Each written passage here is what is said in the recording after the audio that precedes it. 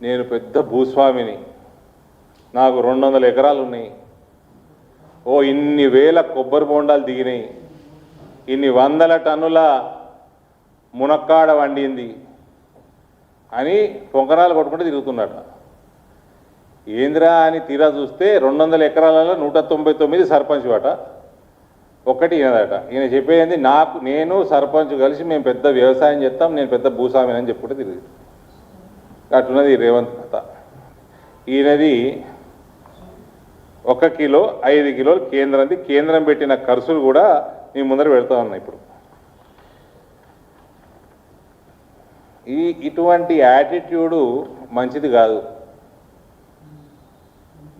ఇంకోటి వీళ్ళు ఏం చేస్తారో తెలుసా, నేనే మోదీ గారికి దగ్గర, నేను రెగ్యులర్గా అమిత్ షా గారిని కలుస్తా, ఇవన్నీ పోతాడు, ఊకే పోతాడు, ఫోటోలు దిగుతాడు కదా. ఇది పార్టీ బచావ్ ఆందోళన, ఇది కాంగ్రెస్ పార్టీ బచావ్ ఆందోళన. అట్లా పోర్ట్రే చేస్తే, అటువంటిది ఒకటి క్రియేట్ చేస్తే, ఎవడన్నా ఎమ్మెల్యే రేపు కాంగ్రెస్కి వెళ్ళి బీజేపీకి జారుకోవాలన్నా, మళ్ళీ బీజేపీ వాళ్ళు ఏమన్నా రేవంత్కి చెప్తారేమో అని ఒక ఆలోచన రావాలని ఇవన్నీ డ్రామాలు, అంతా డ్రామా కంపెనీ అంతా. ఆనాడు కేసీఆర్ కూడా అదే చేసు, మమ్మల్ని జాయిన్ కమ్మంటున్నారు ఎన్డీఏ ప్రభుత్వంలో, మేము ఆలోచిస్తున్నాము అన్నాడు. నువ్వు ఆలోచిస్తావా? నీ బిడ్డ ఫస్టే దుంకుతాడు ఇప్పుడు క్యాబినెట్లో, నేను అడగకంటే ముందు. ఇవన్నీ కేంద్రం అదే బీజేపీకి తెలిస్తే మా ఓడైతే పోదామనుకుంటుండో వానికి చెప్తారేమో అన్న భయం సృష్టిస్తుంది. ఇదంతా వాళ్ళ రాజకీయ వాళ్ళకున్న ఇంపార్టెన్స్ కాపాడుకుంటుంది.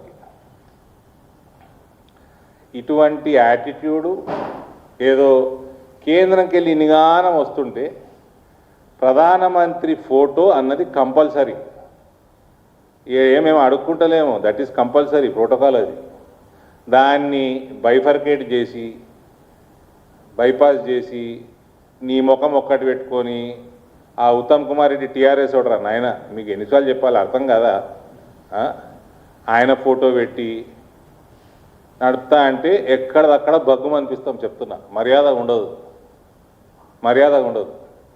నువ్వే బిచ్చగానివి, పనికిమాల రాజకీయాలు చేసి ఈ యాటిట్యూడ్ వల్ల తెలంగాణ ప్రజలకి నష్టమే.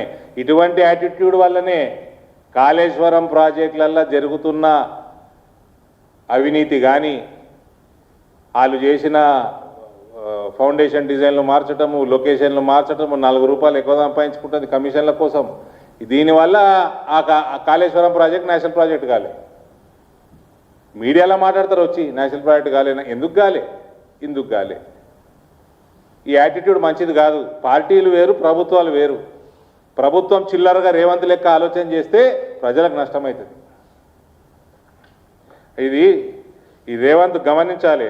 Short sighted fellow, not just he himself is short anyways, his vision also is short sighted fellow. Foresight లేదు, ఏం లేదు. దీని ఏమంటారు తెలుసా బ్రదర్? కీర్తి కండూతి అంటారు. కీర్తి కండూతి అంటే తెలుసా? పేరు రావాలి, పాపులర్ కావాలి, కీర్తి సంపాదించాలి అన్న కండూతి అంటే దురద అన్నట్టు. కీర్తి ఆ దురద ఉండి ఇవన్నీ చేస్తారు వీళ్ళు. ఇటువంటి దురదతోటే కేసీఆర్ వల్ల హౌసింగ్ కాలేడ. ఇప్పుడు మళ్ళీ స్టేట్మెంట్ చూసినా ఇవ్వాలన్నా, రేవంత్ 1,00,000 ఇండ్లన్నా కట్టిస్తాం సంవత్సరంలో అన్నాడు కదా, అన్నాడా? 5 కోట్ల ఇండ్లు ఈ దేశంలో ఆల్రెడీ ఆవాస్ యోజన కింద కంప్లీట్ అయినాయి.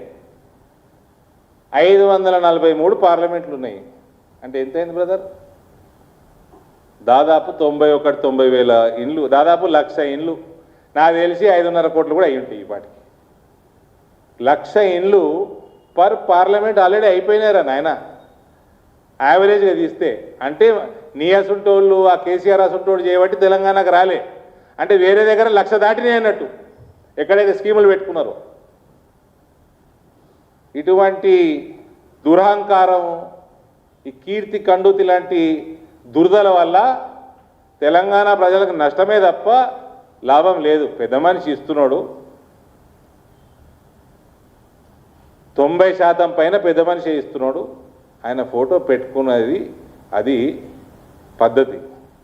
పద్ధతి లేకుండా ప్రభుత్వం నడుపుతా అంటే రేపు భగ్గుమంట చెప్తా ఉన్నా. It is a warning.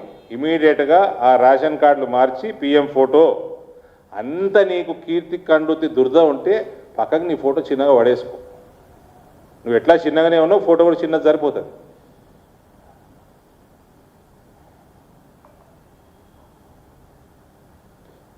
అందులో ఇంకో డిమాండ్, దీంట్లో రేషన్ కార్డులలో పక్కన ఇన్ఫర్మేషన్ ఇయ్యి.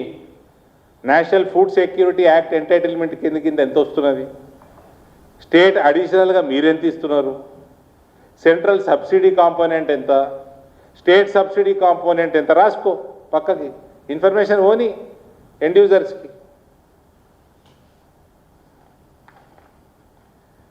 ఇవన్నీ చిల్లర దందాలు చేసుకొని తెలంగాణ ప్రజలకి నష్టం చేయకు. నువ్వు ఏంటంటే సన్నబియ్యం